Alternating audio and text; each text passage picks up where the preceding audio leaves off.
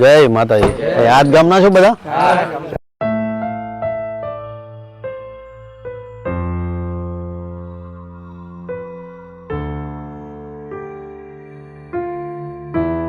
જય માતાજી. આજ ગામના છો બધા? જય માતાજી. શું કરતી હતી? જય માતાજી. શાંતિ? તારું નામ શું છે? પાયલ. પાયલ. હા, ગામ કયું છે તારું? ડુમરાલ. ડુમરાલ.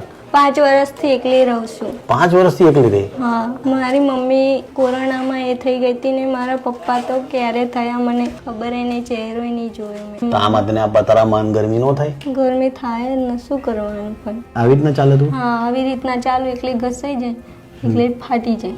તો આ ઘસાઈ જાય તો તને પગમાં ન દુખે? ફોલ્લા થાય પણ મટી જાય. અને મારી બહુ જ તકલીફ હતી, ચોમાસામાં પાણી આવે એટલે આ બધું ભરાઈ જાય. અને અમુક વાર તો સાપ પણ ઘૂસી જાય ઘરમાં. 2 વાર સાપ ઘૂસી ગયો ઘરમાં. એક વાર તો હું ઘરમાં હતી ને આવી ગયા હતા સાપ. હા, પછી મને બીક બહુ લાગતી હતી, હું રડતી હતી, પણ પછી એમની મતે બહાર નીકળી ગયા. મમ્મી પપ્પાની યાદ તો આવે ને.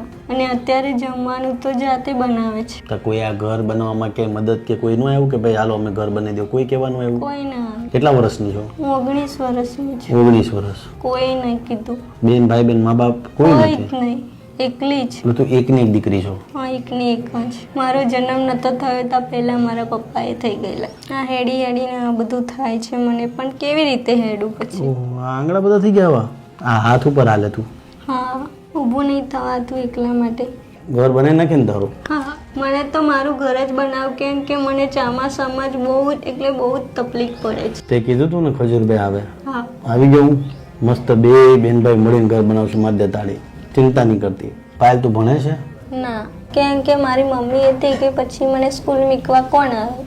જ્યારે મારી મમ્મી હતી ત્યારે તો મને સ્કૂલ મૂકવા આવતી હતી, એટલે 7 ભણી છું. ઈચ્છા તો બહુ હતી ભણવાની. મેં પાયલને એવું કીધું કે ભાઈ તું એકલી છો, 19 વર્ષ છે તારું, અને તારે ફ્યુચરમાં કે આવનારા સમયમાં કે હાલની તારીખે જો તારે આશ્રમમાં રહેવું હોય, કોઈ પણ વૃદ્ધાશ્રમ હોય કે કોઈ પણ જાતનું આશ્રમ હોય એમાં તારે રહેવું હોય તો એમાં તારી વ્યવસ્થા કરાવીએ. તો પાયલે શું કીધું? પાયલ શું રહેવું છે કે? પણ મને તો મારા ઘરે જ ગમે, કેમ કે અહીંયા બધી મારી નાની નાની બહુ બધી બહેનપણીઓ છે ને, એટલે અહીંયા જ ગમે છે. દીપિકા બેન આવો, બેસો બેસો. તમારી બેસ્ટ ફ્રેન્ડ છે એમ ને? અમે ધમાલી છે કે પછી મસ્તી કરે કે બહુ ડાઈ? ડાઈ છે બહુ. આ ભાઈ નિશા અને દીપિકા બેન છે જે હર હંમેશા એમની મદદ કર્યા રાખે. મેં કીધું આશ્રમ જવું હોય પાયલ તોય મને કહી દે, મને કે નહીં મારે મારી બેનપણીઓને મૂકીને ક્યાંય જવું નથી. એટલે બેનપણીઓને મેં એટલા માટે બોલાવી કે જીવનમાં મિત્રો કે બેનપણીઓનો સહારો હરેક વ્યક્તિઓને બહુ હોય છે, એટલા માટે. નડિયાદ તાલુકાનું ખેડા જિલ્લાનું ડુમરાલ ગામ છે, ત્યાં આ પાયલ બેન છે. 19 વર્ષની ઉંમર છે દીકરીની. અને આ તમે એના હાથ જુઓ, આ 2 હાથ છે, આના ઉપર આ દીકરી હાલે છે. પગ છે, પેન્ટ ફાટી જાય છે. અને 19 વર્ષની આ દીકરી છે. છેલ્લા 7 વર્ષથી, આમ તો 5 વર્ષ પહેલા મમ્મી એક્સપાયર થઈ ગયા અને વર્ષોથી બિચારી હેરાન થાય છે. પરિસ્થિતિ ખૂબ ખરાબ છે. મેં આના હાથ જોયા. દીકરીએ કીધું નહીં આ એનું ઘર છે. 19 વર્ષની આ દીકરી છે. એમના મમ્મી છે લક્ષ્મીબેન, ફાધર છે એક્સપાયર થઈ ગયા, અને ભાઈ બેન કોઈ નથી. જ્યારે બાથરૂમ જવું હોય, નાવું હોય તો એના માટે આ જગ્યાનો ઉપયોગ કરે છે દીકરી. આ એ પ્લેસ છે. પાયલની ઘણા સમયથી મને મળવાની ઈચ્છા હતી, એટલે અને મને હજારો લોકોએ આનો વિડીયો મોકલ્યો છે કે આ દીકરીનું તમે ઘર બનાવો, કારણ કે મોસ્ટ ડિઝર્વિંગ છે.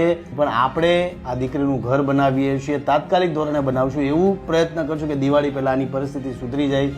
આ ક્યાં મૂકવાની તને બેટા? થોડી વાર આ તારું ઘર તૂટે ને એ તું જો મસ્ત. હાલો ભાઈ આવો, જેસીબી વાળા ભાઈ. જોરથી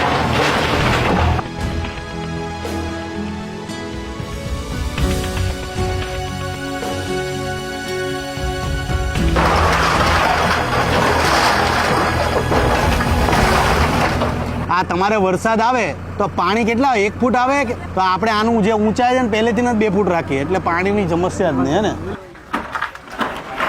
પાયલ મોસ્ટ ડિઝર્વિંગ દીકરી છે. એના ઘરની શરૂઆત થઈ ગઈ છે. તમામ જેટલો પણ સામાન છે બધો મંગાવી લીધો છે, અને 3-4 દિવસમાં એવી ગણતરી છે કે આપણે એમનું ઘર જલ્દી ઊભું કરી દઈએ. આજ માટે આટલું છે. ડુમરાલમાં રહીને કામ પતાવ્યું છે પાયલ બેનનું. જય માતાજી, જય શ્રી કૃષ્ણ.